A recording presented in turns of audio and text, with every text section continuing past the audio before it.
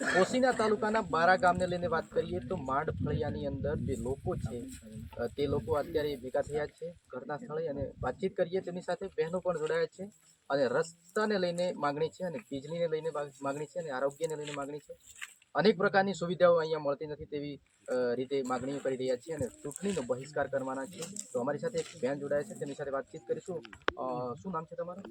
મારું નામ છે પરમાર નિવ્યાબેન મોગલાભાઈ. હું બારા ગામથી છું, પણ એમાં માઠફળો છે, એમાં અમે રહીએ છીએ.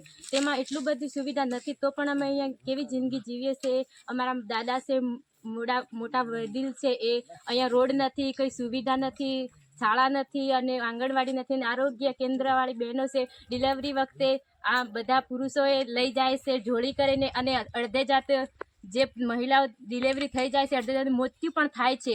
એ લોકોને કેટલી બધી આમ તરંગી પડે છે, તો પણ એ લોકો આવી જિંદગી જીવે છે. એ માટે આ લોકો કહે છે કે આ વખતે ચૂંટણીવાળા લોકો આવે છે અમને વાંટ કરવા, એટલે એ લોકો કહે છે અમે આ બધું કરો તો અમે કરીએ છીએ એમ, પણ તો બી અમારી પાસેથી વાંટ લઈ લે છે. તો આ વખતે અમે બહિષ્કાર કરવાના છીએ કે ચૂંટણી માટે આ વખતે અમારો રોડ થશે તો અમારી બધી સુવિધા થશે. એટલા માટે અમે અહીંયા જે વોટ લેવાના હોય તો આ બધી અમને સુવિધા કરી આપો તો અમે વોટ આપીશું, નહીં તો અમે વોટ આપીશું નહીં, અમારા ગામવાળા બધા કહી દેશે.